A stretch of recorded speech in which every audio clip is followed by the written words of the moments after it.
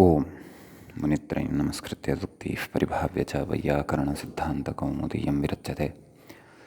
सर्वेभ्यः श्रोतृभ्यः नमः। अस्माभिः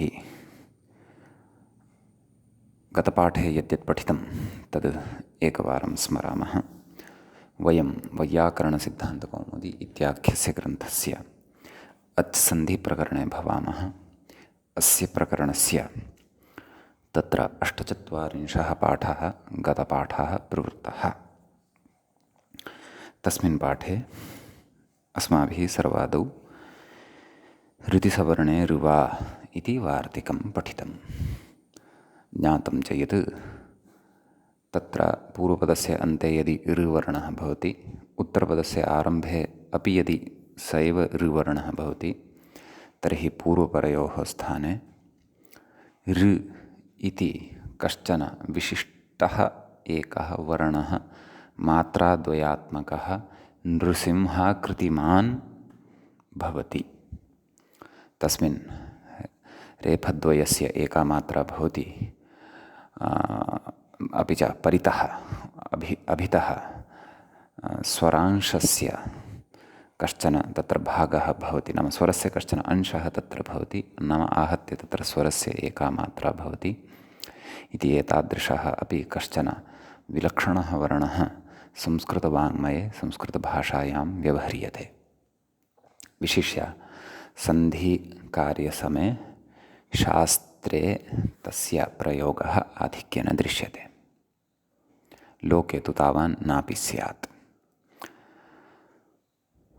लोकेऽपि अस्ति, परन्तु तथा प्रचुरः प्रयोगः प्रचुरश्च परिचयः अस्य ऋवर्णस्य लोके तथा नास्ति इति मम अभिप्रायः।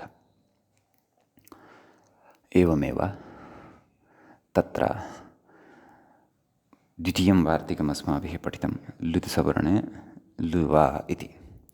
अत्रापि उत्पूर्वपदस्य अन्ते ऋ अथवा लृ इति वर्णः भवति, उत्तरपदस्य आरम्भे लृ इति स्वरः भवति, तर्हि पूर्वपरयोः स्थाने लृ इति लकारद्वयवान् लृ इत्याख्य स्वरयुक्तश्च कश्चन मात्राद्वयकादिकः विलक्षणः वर्णः द्वयोः अपि स्थाने भवति इति अस्माभिः इदमपि वार्तिकं तत्र विस्तरेण पठितम्। ततः तत्र नाम येषु प्रयोगेषु तत्र अग्रे पाक्षिकः प्रकृतिभावः अपि वक्ष्यते रित्येकः इत्यनेन इत्यपि ग्रन्थकारेण अस्माकं कृते उक्तम्। तत्र भाष्यप्रामाण्यपूर्वकम् अस्माभिः ऋतुसवर्णे ऋवा लुतुसवर्णे लुवा इत्यनयोः वार्तिकयोः विषये तत्र दृष्टम्। ततः अनन्तरं सूत्रम् अस्माभिः पठितम् एङ्गः पदान्तादति। तत्र पूर्वरूपविषयकम् इदं सूत्रं भवति। पदान्ते यदि एङ् वर्णः भवति, ततः परतः यदि ह्रस्वः अ इति वर्णः भवति, तदा पूर्वपरयोः स्थाने पूर्वरूपम् एकादेशः भवति। हरे अव हरे वा, विष्णो अव विष्णो वा इत्यादीनि उदाहरणानि तत्र सिद्धानि भवन्ति। ततः सर्वत्र विभाषागोः इति सूत्रस्य अस्माभिः आरम्भः कृतः। सूत्रस्य अर्थः अस्माभिः दृष्टः यत् लोके वेदे च एङन्तस्य गोः अति वा प्रकृतिभावः स्यात् पदान्ते इति तस्य सूत्रस्य अर्थः अस्माभिः दृष्टः। तत्र गो अग्रम् इति यस्मिन् पक्षे प्रकृतिभावः भवति तत्पक्षीयं रूपं भवति। यत्र तु पररूपं भवति, नाम अयं प्रकृतिभावः यः अस्ति सः प्रकृतिभावः विकल्पेन उच्यते। विभाषा इति साक्षात् सूत्रे एव विभाषापदग्रहणम् अस्ति इति कृत्वा। ततः पूर्वरूपे यस्मिन् पक्षे च पूर्वरूपं भवति तस्मिन् पक्षे गो अग्रम् इति रूपं भवति। अतः नैव, पूर्वरूपपक्षे गोग्रम् इति रूपं भवति। नाम गो इत्यत्र विद्यमानः यः ओकारः, अग्रम् इत्यत्र च विद्यमानः अकारः, अनयोः स्थाने पूर्वरूपमेव भवति इति एतावान् विषयः अस्माभिः गतपाठे पठितः।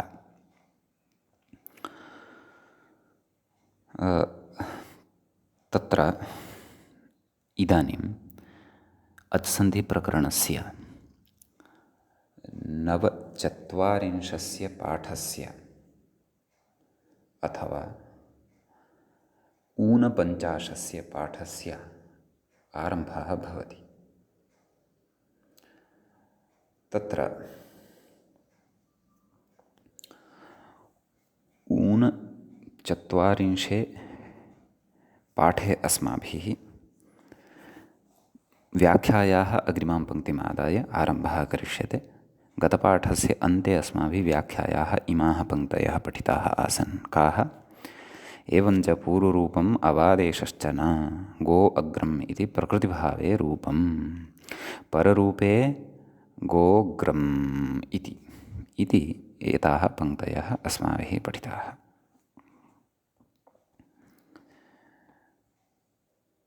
इतः अग्रे इदानीं किं कथयति व्याख्याता तत् पश्यन्तु। अत्र एङ् इत्यपि अनुवर्तते इति। नाम एङ् इत्यस्यापि अत्र अनुवर्तनं भवति इति पूर्वमुक्तमेव खलु। अतः एव एङन्तस्य इति सूत्रार्थः अस्माकं सविधे लब्धः। एवं खलु, सर्वत्र विभाषा गोः इत्यत्र पश्यन्तु।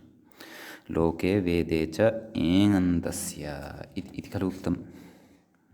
अतः अत्र एङ् इत्यस्य एङः एङः पदान्तादति इत्यस्मात् एङः विसर्गलोपः अत्र वर्तते पङ्क्तौ। एङ् इति न एङः इत्यपि अनुवर्तते। समीचीनं। किमर्थमिदमुच्यमानं वर्तते? तत्र अस्ति कश्चन विशेषः। कथयति अग्रे, ततश्च एकदेशविकृतम् अनन्यवद्भवति इति न्यायेन चित्रग्वग्रम् इत्यत्र नातिप्रसङ्गः इति। नाम तत्र एकः प्रसिद्धः न्यायः वर्तते। एकदेशविकृतमनन्यवत्, सः न्यायः अथवा परिभाषारूपेण अस्माभिः तत्र शब्दाधिकारप्रकरणे अथवा षड्लिङ्गप्रकरणे जरायाः जरसन्यतरस्याम् इति सूत्रपठनवेलायां पठिष्यते। परन्तु सद्यः व्याख्यात्र अत्र चर्चा आरब्धा वर्तते इति कृत्वा वयम् अस्याः पङ्क्तेः व्याख्यानं कुर्मः। भवन्तः अवधानेन शृण्वन्ति यदि निश्चयेन अवगन्तुं शक्नुवन्ति।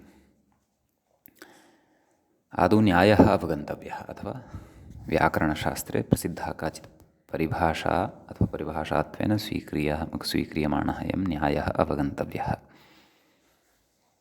एकदेशविकृतं यत् भवति, एकदेशविकृतं नाम एकः देशः विकृतः यस्य, एवं खलु।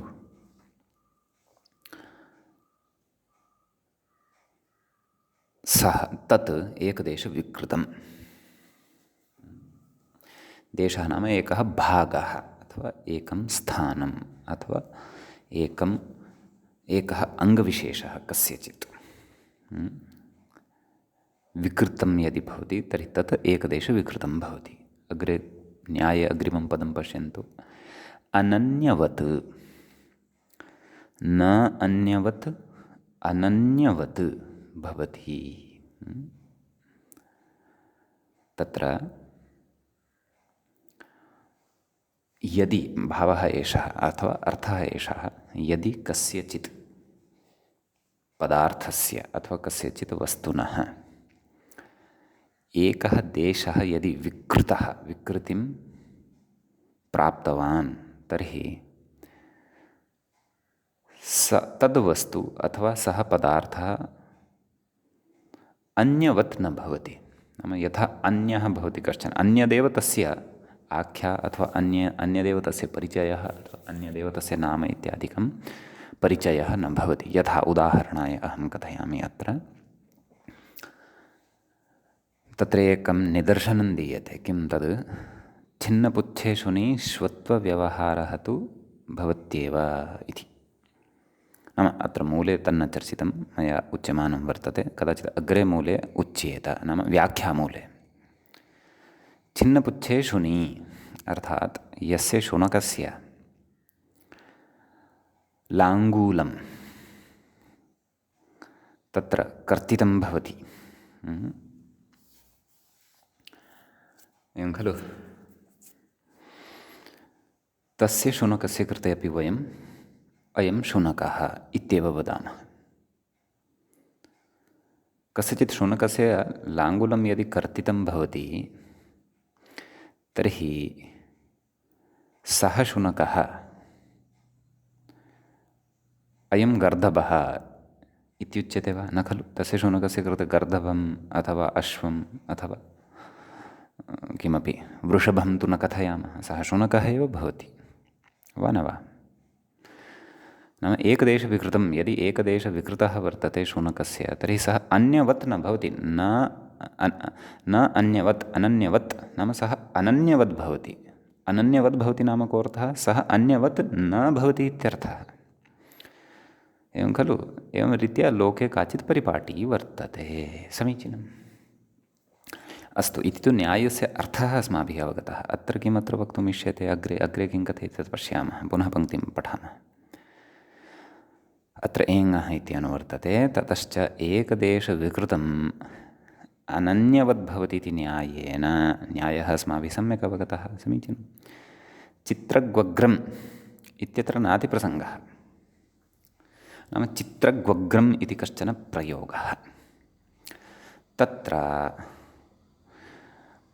आरब्धस्य विधानस्य, आरब्धं विधानं किं वर्तते? सर्वत्र विभाषा गोः इत्यस्य अतिप्रसङ्गः न शङ्क्यः इति। नाम तत्रापि अस्य विधानस्य, कस्य विकल्पेन? प्रकृतिभावविधानस्य, यश्च प्रकृतिभावः सर्वत्र विभाषा गोः इत्यनेन कृतः, तस्य अतिप्रसङ्गः न शङ्क्यः। नाम तत्र अतिप्रसङ्गः नाम अतिव्याप्तिः अथवा अनपेक्षितस्थले तस्य प्राप्तिः न शङ्क्या इति। कथं प्राप्तिः जायमाना अस्ति इति चेत्, चित्रगु अग्रम् इति पदद्वयं वर्तते। पदद्वये समासः भवति। चित्रगु अग्रम् इत्यत्र गु इत्यस्य यः उकारः वर्तते तस्य यण विधानेन व इति लभ्यते। अतः चित्रग व अग्र, चित्रग्वग्र सु अं पूर्वरूपादिकं कृत्वा चित्रग्वग्रम् इति रूपं भवति। एवं किल? तर्हि तत्रोच्यते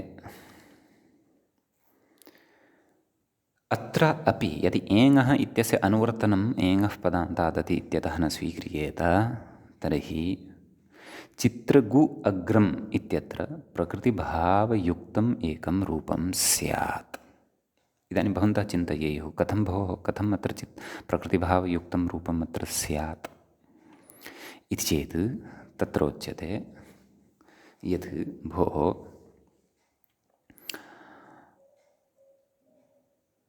चित्रगु इत्यत्र गोशब्दः अस्ति। तर्हि पुनः शङ्का स्यात् भवतां, कथं भोः गोशब्दः कथम् अस्ति? अत्र तु चित्रगु इति शब्दः, गु इति शब्दस्तु दृश्यते। चित्रगु इत्यत्रापि समासः वर्तते, बहुव्रीहिः। चित्राः गावः यस्य सः चित्रगुः। तर्हि अत्र तु गु इति शब्दः समासस्य अन्ते दृश्यते, गो इति शब्दस्तु नास्ति इति चेत् सत्यं, परन्तु अत्र मूले गोशब्दः एव आसीत्। चित्रा गावः यस्य सः इति लौकिकविग्रहः, चित्रा जस् गो जस् इति अलौकिकविग्रहः। अनेकमन्यपदार्थ इत्यनेन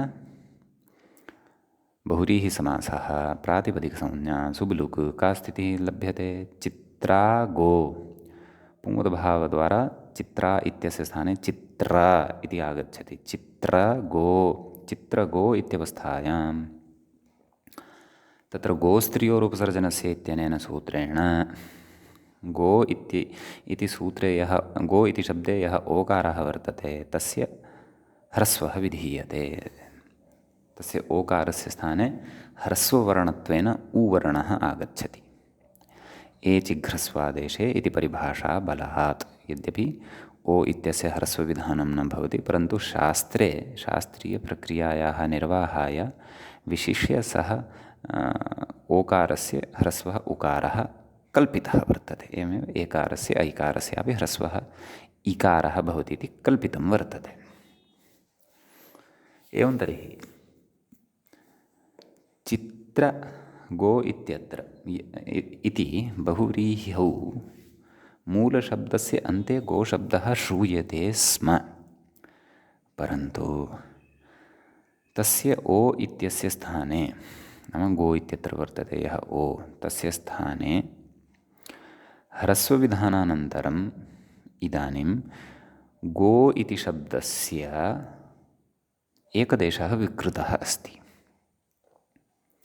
नाम ओ उ रूपेण जातः ओ इत्यत्र तु मात्राद्वयं भवति दीर्घत्वं भवति उ इत्यत्र तु एका एव मात्रा भवति उभयोः मध्ये कश्चन भेदोऽपि अस्ति वा न वा तर्हि विकृतः गोशब्दः जातः गु इति रूपेण तर्हि तत्र न्यायः उपतिष्ठते कः एकदेशविकृतम् अन्यन्यवत् भोः चित्रगोशब्दः यदि चित्रगुशब्देन जातः तर्हि तस्य एकः एव खलु देशः विकृतः ओ स्थाने उ इत्येव जातं वर्तते अन्यत्तु तथैव अस्ति ओ स्थाने यदि उ जातं तर्हि अपि किं सः गु इति शब्दः गोशब्दत्वेन न व्यवहरिष्यते वा व्यवहरिष्यते कथं न्यायबलात् लोकात् सः न्यायः आश्रितः यत् एकदेशविकृतम् अन्यवत् न भवति एवमेव अत्र गो इति गुरूपेण विकृतं यदि तर्हि अयं गु इति शब्दः अन्यवत् न भवति परन्तु गोवदेव भवति अतः अयम् अपि गो इति शब्द एव अस्ति गो इत्येव चिन्तयतु दृश्यते उ इति परन्तु अस्ति सः ओ इत्येव यथा मया निदर्शनं दत्तं लाङ्गुलम् अस्य कर्तितम् अभूत् परन्तु अस्ति तु अयं शुनकः एव अयं गर्धवस्तु नास्ति खलु एवं किल अतः तत्र चित्रगु अग्रम् इत्यत्र गोशब्दः अन्ते अस्ति इत्येव चिन्त्यताम् तेन सर्वत्र विभाषागोः इत्यनेन सन्ध्यभाव नाम सन्धेः अभावयुक्तम् अपि रूपम् एकं चित्रगो अग्रम् इति स्यात् क्षन्तव्य प्रकृतिभावरूपं चित्रगु अग्रम् इति स्यात् पक्षे सन्धिकार्यं यत्र भवति तत्र यण अपि भवेत् चित्रग्वग्रम् इति पूर्वपक्षः एवं खलु परन्तु क्लेशः एषः यत् चित्रग्वग्रम् इत्येव प्रयोगः अपेक्षितः अस्ति अस्माकं चित्रगो अग्रं क्षन्तव्यः चित्रगु अग्रम् इति एकदेशविकृतमन्यवति न्यायमाश्रित्य प्रकृतिभावयुक्तं रूपं नापेक्षितम् तर्हि किं कर्तव्यं तर्हि अतः एव एकदेशविकृतमनन्यवति इति न्यायो भवतु चिन्ता नास्ति परन्तु अतः एव अत्र एङः पदान्तादति इत्यस्मात् सूत्रात् एङः इत्यस्य अनुवर्तनं कर्तव्यम् एव तेन किं तेन इदं यत् गोशब्दः एकदेशविकृतमनन्यवति इति न्यायमाश्रित्य वा लब्धः भवतु ऊरूपेण ह्रस्वरूपेण परन्तु तत्र एकः नियमः इतोपि दृढः भवतु सः गोशब्दः एङन्तः एव अपेक्षितः। अङ्गीकुर्मः। एकदेशविकृतमनन्यवत् इति द्वारा गु इत्यपि गो इति वदेव वर्तते इति अङ्गीकुर्मः। परन्तु सः गु एङन्तत्वं न भजते। एङन्तत्वं तु गो इति शुद्धः गो इति शब्दः एव भजते। अतः एङन्तत्वं तस्य गोशब्दस्य चित्रगु इत्यत्र विद्यमानस्य गोशब्दस्य अर्थात् यः गुरूपेण परिवर्तितः अस्ति तस्य एङन्तत्वं नास्ति इति कृत्वा अत्र प्रकृतिभावः अपि भवितुं नार्हति इति। समीचीनम्। अतः चित्रगु अग्रमिति प्रकृतिभावयुक्तं रूपम् एङः इति अनुवर्तनवशात् न लभ्यते। अतः एङः इत्यनुवर्तनस्य इदं फलं भवति यत् चित्रग्वग्रम् इत्यादिषु प्रकृतिभावः यथा न स्यात् परन्तु यणसन्धियुक्तं रूपम् एव नित्यं यथा लभ्येत समासे तदर्थम् एङः इत्यस्य अनुवर्तनम् अत्र स्वीक्रियते इति पङ्क्तेः अस्याः भवति आशयः। समीचीनम्। एकः विचारः एषः उक्तः। यद्यपि अयं विचारः मूले नास्ति तथापि भवन्तः यावत् शक्यं प्रयत्नं कुर्वन्तु अस्य अवगमनाय, यतः अग्रे सारल्यं भविष्यति। भवतु नाम। अग्रे कथयति, हे चित्रगोः हे चित्रगो इति अग्रम् इति रूपं वर्तते। एवं खलु। हे चित्रगोग्रम् इत्यत्र पूर्वरूपं भवन्तः पश्यन्तः सन्ति। हे चित्रगो अग्रं।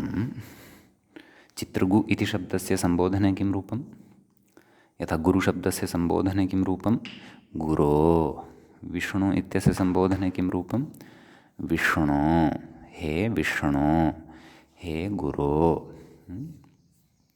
अतः हे चित्रगो अग्रम् इति इत्यत्र पूर्वरूपं युक्तं रूपम् अत्र लिखितमस्ति। हे चित्रगोग्रम् कथयति, इत्यत्रापि न प्रकृतिभावः।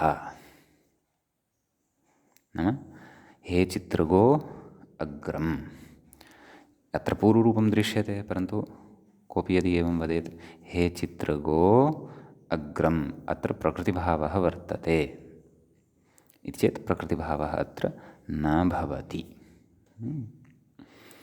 कुतः अग्रे उच्यते, प्रतिपदोक्तस्य एव एङः ग्रहणात् इति। प्रकृते च ह्रस्वस्य गुणः इत्योकारस्य लाक्षणिकत्वात् इति।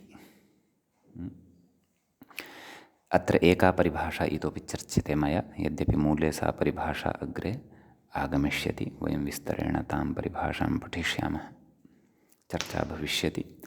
विशिष्य उञ्चपदे इति सूत्रपठनवेलायाम् अस्याः परिभाषायाः चर्चा भविष्यति।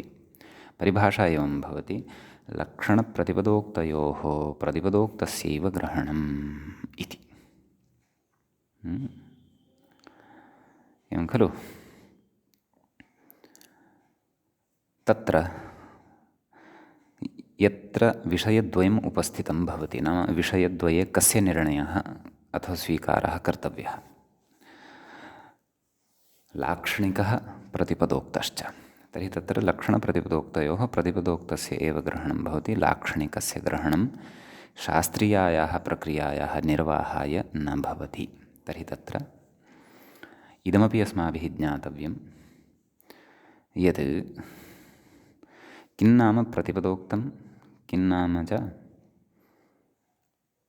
लाक्षणिकं। प्रतिपदोक्तं नाम यस्य साक्षात् सूत्रगतपदे एव, नाम सूत्राख्ये पदे एव साक्षात् निर्देशः पाठः वा कृतः भवति। पदं पदं प्रति प्रतिपदं प्रतिपदम् उक्तं यत् तत् प्रतिपदोक्तम् अग्रे वक्ष्यते विस्तारेण। लाक्षणिकञ्च तद्भवति यत् कस्यचित् सूत्रस्य प्रवृत्त्या सिद्ध्यति। अवगम्यते किल? लाक्षणिकं किं? यत् कस्यचित् सूत्रस्य प्रवृत्त्या प्रक्रियाद्वारा सिद्ध्यति। प्रतिपदोक्तं किं? यत् साक्षात् सूत्रे एव यः नियमः अथवा यद्विधानम् उक्तं भवति। समीचीनं। तयोः उभयोः मध्ये प्रतिपदोक्तस्य एव ग्रहणं भवति। एतद्वयम् अहम् अस्मिन् प्रसङ्गे कथयामि यदि, तर्हि सर्वत्र विभाषा गोः इत्यत्र इत्यत्र गो इति शब्दः यः वर्तते, सः शब्दः साक्षात् सूत्रे उक्तः वर्तते। प्रतिपदोक्तत्वं तस्य वर्तते। अतः यत्र क्वापि स्वाभाव्येन विना कस्यचित् सूत्रस्य द्वारा प्रक्रियायाः अप्रवृत्त्या एव अयं गोशब्दः लभ्यमानः वर्तते उदाहरणेषु, तत्र एव अयं प्रकृतिभावः भवति। यथा गो अग्रम्, अत्र गोशब्दः प्रतिपदोक्तः, नाम यथा सूत्रे निर्दिष्टः वर्तते तद्वदेव उदाहरणे अपि सः स्वीकृतः वर्तते। अयमेव गोशब्दः यदि कस्मिंश्चित् प्रसङ्गे केषाञ्चन सूत्राणां साहाय्येन उपलब्धः वर्तते, तर्हि अस्य प्रकृतिभावार्थं ग्रहणं कर्तुं न शक्यते। यावत् शक्यमत्र यत्नः कर्तव्यः अस्याः पङ्क्तेः अवगमनाय। अग्रे पुनः श्रवणेन इतोपि विषयः स्पष्टः भविष्यति। ऊञ्च पदे इत्यादौ अग्रेपि बहुषु स्थानेषु एषा परिभाषा चर्च्यते, लक्षणप्रतिपदोक्तयोः प्रतिपदोक्तस्य एव ग्रहणम् इति। समीचीनम्। तर्हि इदानीम् अस्माभिः द्रष्टव्यं यत् अयं गोशब्दः कथं सूत्राणां प्रवृत्त्या प्रक्रियाद्वारा लब्धः भवति। गो अग्रम् इत्यत्र तु अस्माभिः साक्षात् गोशब्दः स्वीकृतः, यश्च सर्वत्र विभाषा गोः इत्यत्रापि उक्तः वर्तते। तस्य साधनाय निर्माणाय वा अस्माभिः यस्य कस्यापि, नाम केवलस्य गोशब्दस्य साधनाय निर्माणाय वा यस्य कस्यापि लक्षणस्य नाम सूत्रस्य तत्र प्रवृत्तिः न कृता। तर्हि तादृशं स्थलमिदानीम् अस्माभिः द्रष्टव्यं यत्र अयं गोशब्दः लाक्षणिकः भवति। लाक्षणिकः अर्थात् सूत्रैः निर्मितः भवति। सः तत् स्थलम् इदमेव भवति यद् गतपङ्क्तौ अस्माभिः आरब्धं वर्तते। किम्? हे चित्रगोऽग्रम् इति। हे चित्रगो इत्यत्र गोशब्दः लाक्षणिकः वर्तते, अर्थात् लक्षणैः सिद्धः वर्तते, अर्थात् सूत्रैः सिद्धः वर्तते। चित्रागावः यस्य सः बहुव्रीहौ आदौ तु अस्य चित्रागो इति स्थितिः भवति। एवं खलु? तत्र अयं शब्दः गोरूपेणैव तिष्ठति, नाम तत्र प्रतिपदोक्तः एव स्यात् अयम्। तदनन्तरं गोस्त्रियोरुपसर्जनस्य इत्यनेन सूत्रेण अस्य ह्रस्वविधानं क्रियते।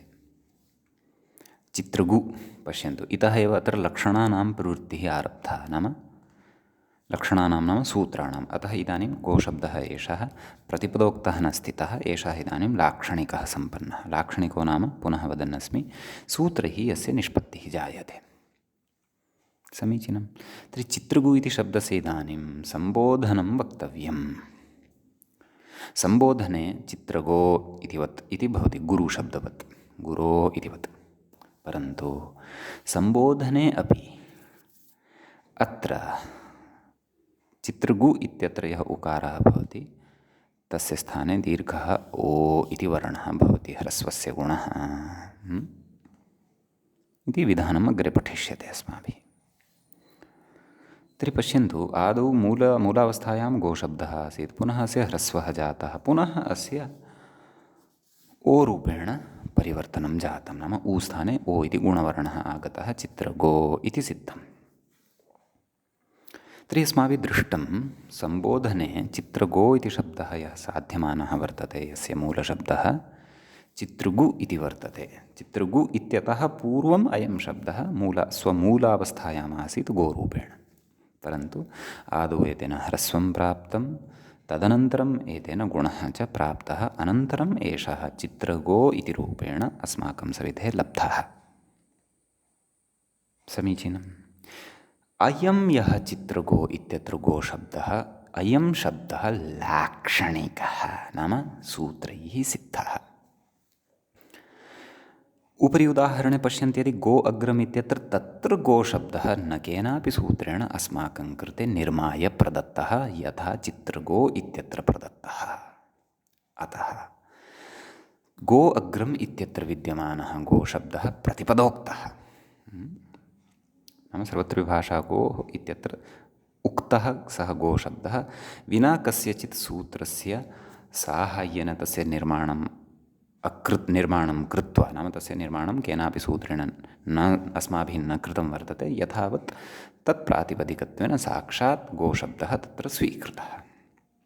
अतः गो अग्रम् इत्यत्र विद्यमाने गोशब्दे हे चित्रगोऽग्रम् इत्यत्र विद्यमाने गोशब्दे च अयमेव भेदः, प्रक्रियागतः भेदः। सः सूत्रैः न सिद्ध्यति, सूत्रैः न सिद्ध्यति इति कृत्वा सः गोशब्दः प्रतिपदोक्तः। अयञ्च चित्रगोऽग्रम् इत्यत्र गोशब्दः सूत्रैः अस्माभिः यथा यथा साधितः तत्सर्वं चर्चितम्, अतः अयं लाक्षणिकः।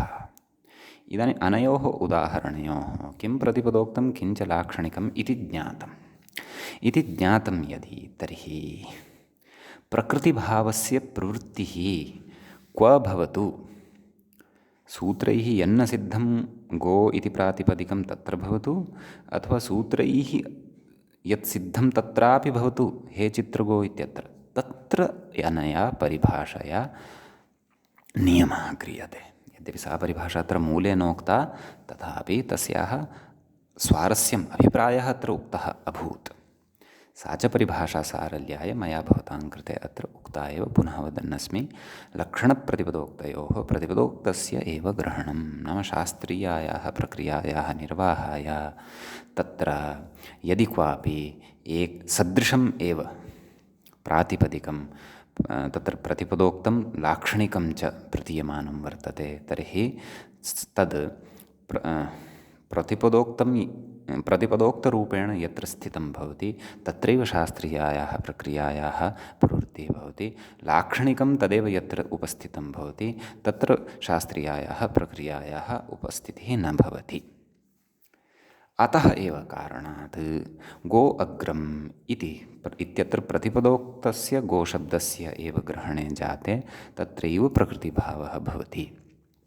हे चित्रगो अग्रम् इत्यत्र तु गोशब्दः लाक्षणिकः सूत्रैः सम्पन्नः, अतः परिभाषाबलात् अत्र प्रकृतिभावस्य प्रवृत्तिः न भवति इति कश्चन विचारः व्याख्यात्रा अत्र उक्तः। अधुना भवन्तः मूलपङ्क्तिं पठिष्यन्ति यदि, तर्हि अहं भावयामि यत् काचित् स्पष्टता अत्र भवद्भिः प्राप्ता स्यात्। पठन्तु पुनः पङ्क्तिं, शृण्वन्तु वा। हे चित्रगोऽग्रम् इत्यत्रापि न प्रकृतिभावः, कुतः? प्रतिपदोक्तस्य एव एङः ग्रहणात्। प्रकृते च गुणः इत्योकारस्य लाक्षणिकत्वात् इति। प्रकृते गुणः यः वर्तते, नाम ह्रस्वस्य यः गुणः कृतः, नाम चित्रगु इत्यत्र उ स्थाने यः ओ रूपः गुणः कृतः, तत् सूत्रेण सम्पन्नः, सूत्रं नाम लक्षणं, लक्षणेन सम्पन्नः इति लाक्षणिकं।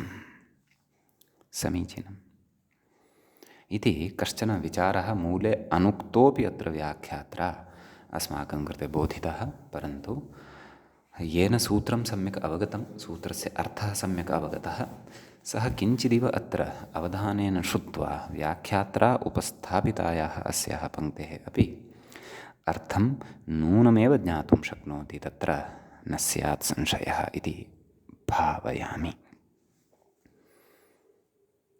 समीचीनम्, अस्तु। तर्हि गोग्रम् एङन्तस्य किं चित्रग्वग्रम्, अत्र विचारः प्रवृत्तः एषः, यद् मूले पठितं खलु, एङन्तस्य किम् इति एतमादाय अस्माभिः समग्रोऽपि विचारः कृतः। नाम चित्रगु इत्यत्र गोशब्दः अस्ति अङ्गीकुर्मः, परन्तु तत्र तस्य एकदेशविकृतन्यायेन गो धर्मे लब्धे अपि तस्य तत्र एङन्तत्वं नास्ति, तस्य तु उकारान्तत्वम् अस्ति। उकारश्च एङि नान्तर्भवति, अतः चित्रगु अग्रमिति प्रकृतिभावः न भवति, अपि तु चित्रग्वग्रम् इति तत्र नित्यमेव सन्धिकार्यं भवति समासे। समीचीनं भवतु। इदानीम् अग्रे पृच्छति, मूले पश्यन्तु, पदान्ते किं गोः इति। यद्भोः प्रकृते एङः पदान्तात् अति इत्यस्मात् पदान्ते इत्यपि खलु अनुवर्तते, अतः अयं गोशब्दस्य अन्ते यः ओ अस्ति सः पदस्य अन्ते एव अपेक्षितं। यथा गोः अग्रम् इति खलु अस्माभिः साधितं, गो अग्रम् इति, तर्हि तत्र विग्रहः कथं क्रियते? गोः अग्रम्, समासप्रक्रियां कृत्वा तत्र गो अग्रम् इति शिष्यते। तत्र लुप्तः यः प्रत्ययः गो इत्यस्मात् सः प्रत्ययलक्षणत्वेन समाश्रीयते, अतः कः प्रत्ययः तत्र भवति? ङस् इति भवति, अतः गो इत्यस्य तत्र पदत्वं भवति। अत एव गो इति पदस्य अन्ते ओ इति एङ् पदस्य अन्ते लभ्यते। यत्र तु अस्मिन् गो शब्दे यः ओ इति वर्णः सः यदि पदस्य अन्ते नास्ति तर्हि तत्र प्रकृतिभावः न भवति। तर्हि तादृशं किं स्थलं यत्र गो इत्यस्य ओकारः पदस्य अन्ते न भवति इति चेत् तत्र उदाहरति किं, प्रत्युदाहरति किं, गोः इति मूलेव प्रत्युदाहृतं खलु, तत् पश्यन्तु। एवं किल, कथयति, तत्र प्रक्रियां दर्शयति। गो अस् इति स्थिते का प्रक्रिया वर्तते? गो अस्, अस् इति ङस् इति प्रत्ययस्य अवशिष्टः भवति। पञ्चम्यन्तमपि एतत् सूत्रम् एतं विचारं पञ्चम्यां विभक्तौ अपि वयं कर्तुं शक्नुमः, षष्ठ्यां विभक्तौ अपि कर्तुं शक्नुमः। अतः गो अस् इति तत्र भवति स्थितिः। समीचीनं। गो अस् इत्यवस्थायां गोशब्दः भवति, ङस् प्रत्ययः अथवा ङसि प्रत्ययः भवति, उभयोरपि अस् इति अवशिष्यते। समीचीनं। कथयति, इति स्थिते गो इति ओकारस्य पदान्तत्वाभावात् न प्रकृतिभावः। एवं खलु, नाम पदान्ते अस्ति ओ इति, अतः प्रकृतिभावः अत्र नाम पदस्य अन्ते अत्र गो शब्दस्य ओकारः नास्ति। यतोहि ङस् इति यः प्रत्ययः विहितः सः कीदृशः प्रत्ययः? सुप्। सुप् अन्ते यस्य तत् खलु सुबन्तं भवति, तस्यैव खलु पदसंज्ञा चापि भवति। गो अस् इत्यत्र गो इत्यत्र यः ओकारः वर्तते तावतः समुदायस्य तु पदान्तत्वं नास्ति, पदत्वमेव नास्ति। पदत्वं यदि पदत्वमादौ स्यात् तदनन्तरं तस्य अन्ते ओकारः स्यात्, एवं खलु। तस्य पदत्वम् एव नास्ति। पदत्वं तु ङस् प्रत्ययसहितस्य गोः इति समग्रस्य वर्तते, तस्य च अन्ते ओ नास्ति। अवधानेन शृण्वन्तु।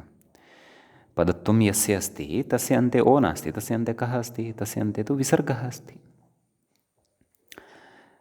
यस्य च अन्ते ओ अस्ति गो इति शब्दस्वरूपस्य, तस्य पदत्वं नास्ति। कुतः? यतः तस्य अन्ते सुप् नास्ति। तस्य गोशब्दस्य अन्ते तु ओ अस्ति। यस्य च अन्ते सुप् अस्ति तत्तु पदं गोः इति अस्ति। अयं भेदः वर्तते। अतः गो इत्यत्र विद्यमानः यः ओ इति वर्णः, तस्य सः ओ वर्णः पदस्य अन्ते नास्ति इति कृत्वा गो अस् इति स्थितौ तत्र प्रकृतिभावः न भवति। अतः एङः पदान्तादति इत्यस्मात् यदि पदान्तात् इत्यस्य अनुवर्तनं न क्रियेत तर्हि अपदान्तस्थः अपि अयम् ओ गोशब्दस्य ओकारः तत्र अतिपरे नाम अस् इत्यस्य अकारे परे प्रकृतिभावं लभ्येत। तथा चेत् तत्र लभेत। तथा चेत् तत्र गो अस् इत्यपि षष्ठीविभक्तेः एकवचने अनिष्टः प्रयोगः स्यात्, यस्तु नापेक्षितः। समीचीनम्। अतः पदान्ते इति वक्तव्यमेव। नाम तादृशस्य एव एङः तादृशमेव एङन्तं पदम् अतिपरतः प्रकृतिभावं प्राप्नोति यस्य अन्ते एङ् भवति। यथा अस्माभिः दृष्टमेव सर्वत्र हरे अव, विष्णो अव इत्यत्र सर्वत्रापि। अपि च गो अग्रम् इति, वयं तु गोशब्दविषये चर्चां कुर्वन्तः स्मः। गो अग्रम् इत्यत्र वयं पश्यन्तः स्मः यत् पदान्ते ओ अस्ति, तत्र च प्रत्ययलक्षणत्वेन समाश्रीयते सुप्। प्रत्ययलक्षणव्यवस्था च विस्तरेण शब्दाधिकारप्रकरणे भविष्यति ज्ञाता। समीचीनम्। अग्रे कथयति, न चैवम् अपदान्तात् एङः पदान्तादति इति पूर्वरूपमपि दुर्लभमिति वाच्यम्। इदानीं पुनः शङ्का। तर्हि भवद्भिः गोः इति प्रयोगः खलु साध्यते? तत्र का स्थितिः भवति? गो अस्, तदनन्तरं पूर्वरूपं खलु क्रियते। सत्यं, नाम गो इत्यत्र विद्यमानः यः ओ, अस् इत्यस्य च विद्यमानः यः अ, तयोः अनयोः उभयोः अपि स्थाने ओ इत्येव भवति, वा न वा? तथा चेत् ओ इत्यस्य तत्र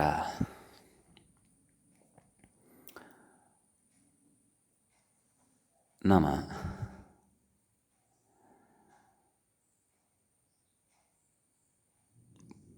पूर्वरूपं कथं? यतः एङि पूर्वरूपं कथयति एङः पदान्तात्, तर्हि गो इत्यत्र तु गो अस् इत्यत्र तु गो इत्यत्र विद्यमानः यः ओकारः सः तु पदस्य अन्ते नास्ति, एवं खलु?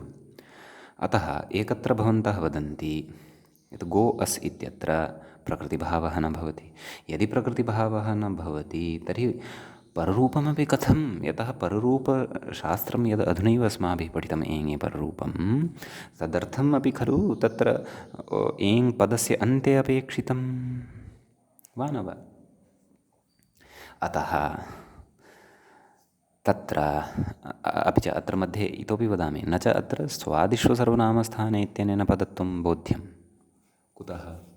यतः स्वादिष्व सर्वनामस्थाने इत्यनेन या पदसंज्ञा विधीयते तस्याः पदसंज्ञायाः बाधः यचिभम् इत्यनेन भवति। अतः भसंज्ञया पदसंज्ञायाः बाधात् गो इत्यस्य पदसंज्ञा अपि नास्ति इति बुद्धौ स्पष्टं कर्तव्यं। समीचीनं। तर्हि प्रश्नः एषः, कथं भवन्तः गो अस् इत्यत्र पूर्वरूपं कृत्वा गोस् तदनन्तरं सस्य रुक्तविसर्गे सति गोः इति रूपं साधयन्ति, कथम् इति पूर्वपक्षः स्थापितः। इदानीं पश्यन्तु पङ्क्तिं। न चैवं, पुनः पठन्तु, न चैवं न च एवं तत्र अपदान्तत्वात् एङ्गः पदान्तादिति पूर्वरूपमपि दुर्लभमिति वाच्यं। नाम एतादृशी शङ्का या भवतां जायमाना अस्ति तन्न वक्तव्यं, तथा न शङ्कनीयं, तथा न वक्तव्यं यत् पूर्वरूपमेव न भवति, पदान्ते नास्ति ओ इति। तत् पदान्ते नास्ति इत्येव सत्यं, तथापि पूर्वरूपं तु भवति। कुतः, कथं भवति तदग्रे उच्यते, पश्यन्तु। अत एव ङसिङसोश्चेति तत्र पूर्वरूपारम्भात् इति। नाम तत्र ङसि परतः, ङस् प्रत्यये परतश्च पृथक्तया, पृथक् सूत्रेण, ङसिङसोश्च इत्येव सूत्रं वर्तते एङि पररूपम् एङः पदान्तादति एतदनन्तरम्। अतः तेन पृथक् सूत्रेण अत्र पृथक्तया एव पूर्वरूपम् उच्यते। अपदान्ते सत्यपि पूर्वरूपं यथा स्यात्, अतः तदर्थं भिन्नं सूत्रम् आश्रयणीयम्। एङि पररूपम् इत्यनेन तु न भवति, तत्सत्यम्। तर्हि एङि पररूपम् इत्यनेन न भवति इत्यस्य नायमर्थः यत् अत्र पूर्वरूपमेव न भवति, गोः इत्यत्र भवति, परन्तु भिन्नेन सूत्रेण भवति इति। समीचीनम्। इति कश्चन विशेषः अत्र अस्मिन् प्रत्युदाहरणे व्याख्यात्रा उक्तः अस्माभिः, यस्य समन्वयनं कृतम्। समीचीनम्। अग्रे अग्रिमं सूत्रम् आरभ्यते। अस्मिन् सूत्रे तावत् एतावानेव विशेषः अस्माभिः ज्ञातव्यः। अग्रिमं सूत्रं भवति इत्थम्।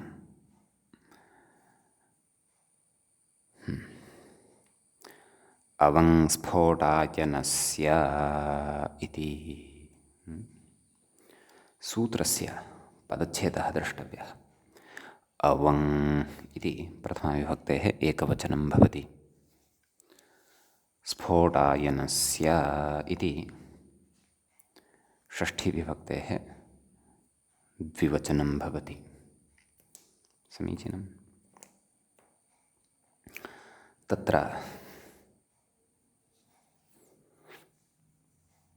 क्षन्तव्य, स्फोटायनस्य इति मया का विभक्तिः उक्ता? षष्ठीविभक्तेः एकवचनं भवति। समीचीनं। तत्र साक्षात् अष्टाध्याय्यां सर्वत्र विभाषागोः एतद् सूत्रानन्तरम् एव अवङ्स्फोटायनस्य इति सूत्रं पठ्यते। समीचीनं। तत्र कथयति, अग्रे मूले कथयति, अति इति निवृत्तं, नाम प्रकृते अति इत्यस्य निवृत्तिः जायते। अति इत्यस्य निवृत्तिः कस्मात्? एङः पदान्तात् अति, अति इत्यस्मात् तत्र अति इत्यस्य अनुवर्तनं न भवति इत्युच्यते। कथयति, एङः पदान्तात् इत्यतः इति शेषः, नाम अति तदेव, तस्मात् सूत्रात् अति इति अत्र नानुवर्तते इत्यर्थः। कुतः? तत्र विनिगमकं किम् इति चेत् अग्रे उच्यते। व्याख्यानादिति भावः, तथा व्याख्यानात् अस्माभिः अवगम्यते। व्याख्यानं च केन आधारेण क्रियते? लक्ष्याणि दृष्ट्वा, लक्ष्यं दृष्ट्वा। अतिथि अनुवृत्तौ सत्याम् अनिष्टप्रयोगाः यथा प्रसूताः न भवेयुः, उत्पन्नाः न भवेयुः, तदर्थं तस्य अत्र अनुवर्तनं न भवति इति व्याख्यानं क्रियते। समीचीनं। यतः लक्ष्ये लक्षणं व्याकरणं, नाम लक्ष्यानुसारी व्याकरणं भवति। यथा प्रयोगाः वर्तन्ते वेदे लोके च, तदनुसारं व्याकरणं निर्मितं भवति। आम्, तत्र अनिष्टता न प्रसरेत् इति व्याकरणस्य मुख्यं दायित्वं भवति। भवतु। तदर्थमेव खलु अयं शब्दः साधुः, अयम् असाधुः इति अस्माभिरुच्यते। अग्रे कथयति, पदान्तादिति गोः इति अचीति चानुवर्तते इति। इको तद् एङ्गः पदान्तादिति, एङ्गः पदान्तादति इत्यस्मात् पदान्तात् इति अनुवर्तते। सर्वत्र विभाषा गोः इत्यस्मात् गोः इति अनुवर्तते। इको यणचि इत्यस्मात् अचि च अनुवर्तते, नाम एतेषां पदानाम् अत्र अनुवर्तनं भवति। समीचीनम्। अग्रे कथयति, स्फोटायनस्य ऋषेः मते अवङ् इति, नाम स्फोटायनाख्यः यः ऋषिः सः अत्र विवक्षितः वर्तते। नाम तस्य ऋषेः मते अवङ्, अन्यस्य तु न, अन्यस्य अन्येषां ऋषीणां मते तु तन्न भवति।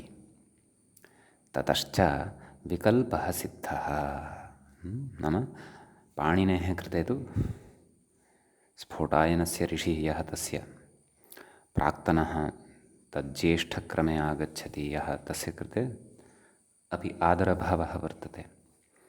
अन्ये ये ऋषयः एतम् अवङ्गादेशं नाङ्गीकुर्वन्ति, तं प्रति अपि आदरभावः वर्तते। अतः उभयोः अपि मतं स्वीक्रियते, न भवति भवति इत्येवं रूपेण। अतः कथयति, ततश्च विकल्पः सिद्धः, नाम स्फोटायन ऋषेः नामग्रहणसामर्थ्यात् प्रकृते विकल्पः भवति सिद्धः इत्युच्यते। समीचीनम्। अग्रे कथयति, तदाह, अतः कथयति, नाम सूत्रार्थं कथयति अचिपर इत्यादिना। मूले पश्यन्तु, मूले अति इति निवृत्तम् इत्यस्य तु अर्थः अस्माभिः कृतः। अग्रे कथयति, अचिपरे पदान्ते गोः अवङ् वा स्यात् इति। नाम अच् यदा परतः भवति तदा पदान्ते यः गोशब्दः, तस्य गोशब्दस्य स्थाने अवङ् इति आदेशः भवति, विकल्पेन भवति। अवङ् इति च अस्ति ङित्, अतः ङित्वात् ङिच्चा इति परिभाषा अत्र उपस्थिता भविष्यति। तया परिभाषया गोशब्दे यः अन्त्यः ओ, तस्य ओ इत्यस्य स्थाने एव अवङ् इति आदेशः भवति, विकल्पेन भवति इत्यर्थः। तदेव व्याख्याता कथयन्नस्ति अग्रे, ङिच्च इति इत्यन्त्यादेशः, नाम ङिच्च इत्यनेन सूत्रेण अत्र अन्त्यादेशो भवति इति तत्र अवगन्तव्यम् इत्युच्यते। एवं खलु। ततः सूत्रार्थः ज्ञातः। अवङ् इत्यस्य स्वरूपमपि बहुभिः ज्ञातं स्यात्। अवङि ङकारः यः, तस्य इतसंज्ञा अव इति अवशिष्यते। समीचीनम्। अकारान्तः आदेशः अव इति अवशिष्यते। समीचीनम्। अग्रे कथयति, गो अग्रम् इति स्थिते गकारात् ओकारस्य अवङ् इति। नाम गो अग्रमिति खलु स्थितिः, तर्हि गकारानन्तरं यः ओकारः अस्ति तस्य अवङादेशः। का स्थितिः जायते, ग अव अग्र, गव अग्र इति लभ्यते खलु। ततः अग्रे कथयति, इति स्थिते सवर्णदीर्घः इत्युच्यते। तर्हि गव अग्र इत्यनयोः सवर्णदीर्घः भवति, गवाग्र इति। तदनन्तरं तदेव सुप्रत्ययः अम् इत्यादिकं विधाय तत्र गवाग्रम् इति रूपं सिद्ध्यति इति। एवं खलु सवर्णदीर्घः सञ्जातः रूपमपि सिद्धम् अग्रे कथयति न च अग्रशब्दे अकारम् अचं परत्वेन आश्रित्य इदानीम् अत्र इतः अग्रे कश्चन विशिष्टः विचारः उच्यमानः वर्तते एतावता गवाग्रम् इत्यस्य तु रूपसिद्धिः जाता प्रत्युदाहरणम् अग्रे वक्तव्यम् अस्ति किं यद् मूले चर्चितं मूले पश्यन्तु पदान्ते किं गवी इति पदान्ते किं गवी इति प्रत्युदाहरणस्य उपस्थापनात् अपि पूर्वम् अत्र व्याख्यात्रा कश्चन विचारः उच्यमानः वर्तते सः कोऽयं विचारः इति एतदर्थं भवद्भिः अवधानेन श्रवणं कर्तव्यं यतः सः विचारः अथवा सः न्यायः एतावता पूर्वं न पठितः वर्तते समीचीनम् अग्रे एव तस्य पठनं भविष्यति विस्तरेण तु तत्र वयं शब्दाधिकारे रामशब्दस्य यदा रूपसिद्धिं करिष्यामः तत्र बहुवचनस्य रूपसाधनसमयः यदा आगमिष्यति रामाणाम् इत्यत्र तत्र तत्प्रसङ्गे एषा परिभाषा का रामाय इति रामाय इत्यत्रापि रामाणाम् इत्यत्रापि प्रायः रामाय इत्यत्र तु निश्चयेन तत्र सन्निपातलक्षणो विधिर्निमित्तं तद्विघातस्य इति काचित् परिभाषा अग्रे पठिष्यते इति तस्याः परिभाषायाः आदौ अत्र भवन्तः सरलतया स्मरणं कुर्वन्तु शृण्वन्तु आदौ ततः शक्यते यदि क्वचित् पुस्तके दृष्ट्वा ततः परं सा परिभाषा अस्माभिः अवगन्तव्या वर्तते भवतु परिभाषा एवं भवति अहं व्याख्यायाः पङ्क्तेः अपि आरम्भात् पूर्वं परिभाषायाः एव स्वरूपं भवतां कृते उपस्थापयन् अस्मि यद्यपि मया उक्तमेव इतः अग्रे भवन्तः यावत् शक्यं शृण्वन्तु अवगन्तुं यत्नं कुर्वन्तु अयं विषयः नाम अग्रिमाः याः द्वित्राः पङ्क्तयः वर्तन्ते गवीति इत्यतः पूर्वं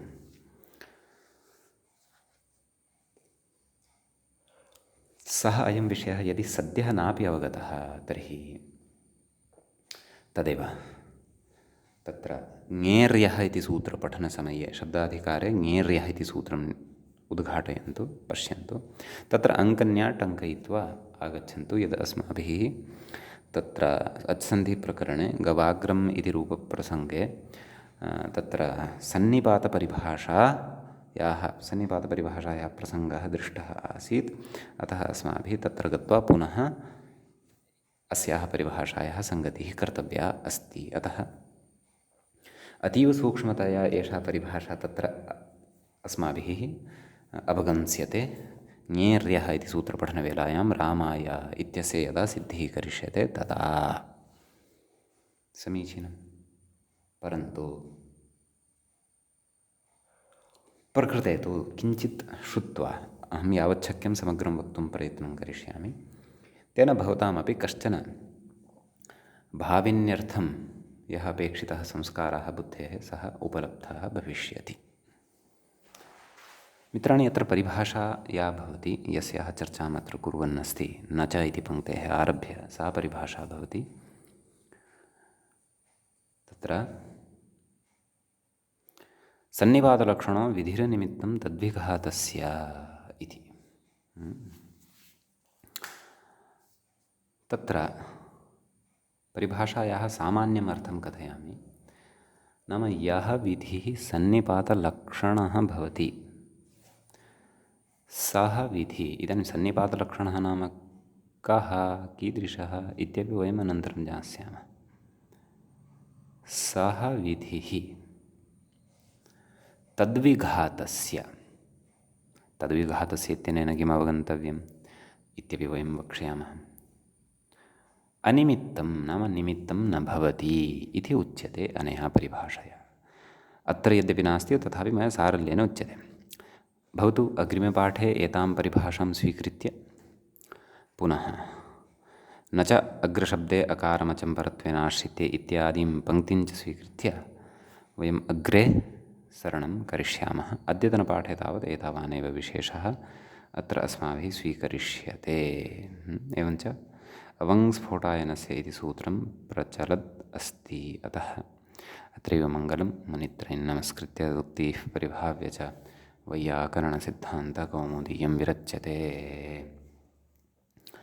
एवञ्च अत्सन्धिप्रकरणस्य एषः 49 पाठः अथवा 49 पाठः अपि समाप्तिं गतः। नमः सर्वेभ्यः श्रोतृभ्यः।